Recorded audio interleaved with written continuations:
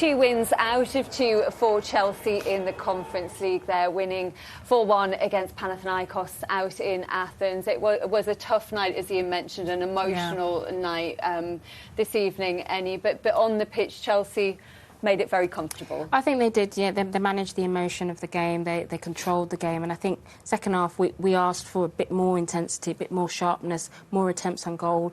3 goals came from that. And I think in the end, 4-1 is the kind of results I think you expect to see from Chelsea in the Conference League. That dominance.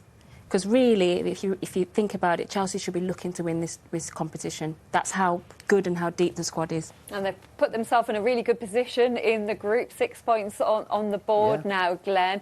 Just another night to add to the general positivity around Chelsea at the moment. Yeah, I mean, when you win football matches, you want to keep that run going. You want that confidence. And that was a good enough performance. I think it was spot on, really. They made sure there was no mistakes at the beginning.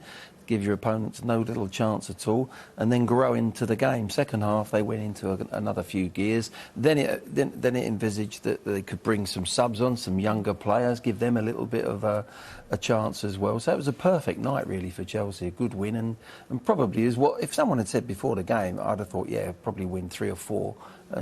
The goal against, obviously, they won't be happy with. But no, all in all, a good night for Chelsea. Really good. Yeah, absolutely. A few more goals for them, and it was João Felix who kicked things up for them, Annie, and it was a very well-worked move with Mudryk impressing tonight as well, involved in that. Yeah, we talked about Felix and how he can really imprint himself on the team, and I think he's had a good night tonight.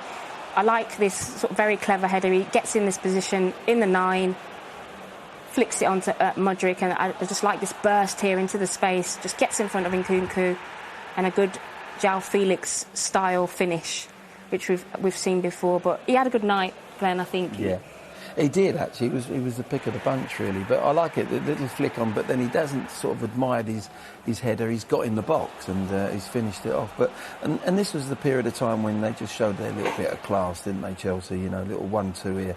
And what a great ball! He has a little glance as well. Looks up there, great ball with his right foot, Neto. Fabulous player for me, Neto.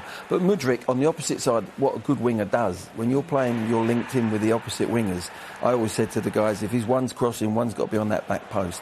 And he's done it perfectly. Just nodded it down, gets the second, and then everything could calm down from then. I think they could just then go and play. Yeah, and then the same players who combined for the first, combined for the third, Annie. Yeah, absolutely. If you don't shoot, you don't score. I think Felix gets a little bit of luck here, but as soon as he gets it, I'm thinking curl it. He does that, and it just gets a little bit of luck and lucky deflection. But that was the type of shots that we needed to see more of in the first half. He's done it in the second half, and he leaves the game with 2 goals.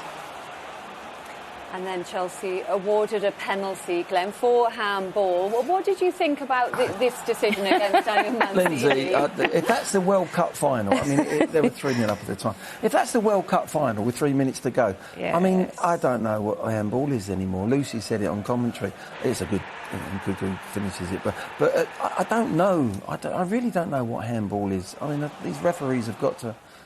Well, he packed his balloon to take to Athens with him and But going back to that, it's a serious thing. We still see so many handballs. I mean, where does he put his hands? You're scratching your head going, what? Ridiculous. Get this rule sorted out, you know, please, because it'll be a massive game where you'll get something like that.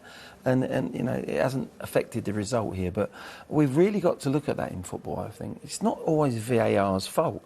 It's the rules of the game that have got to be really looked at. Particularly handball. It still seems very, very strict like that in European competition, although things have improved a bit in the Premier League. It's simple for me. Is it deliberate? Yeah. Is it deliberate? Did that hand go like that to the ball, or did it just hit him? All this about where you've then got to go with your arms behind your back as a defender. You've then got to teach 5, 6, 8-year-olds to defend with your arms behind your back. And that's what defenders are doing now. Yeah, you know, you see them sort of defending like that, which puts them at a disadvantage. Yeah. And I don't like how subjective it is. Lucy mentioned it in commentary. It's too subjective. And it's what does he do with his hand? You know, it's harsh. Yeah, absolutely. But Nkunku keeping his cool, scoring that penalty.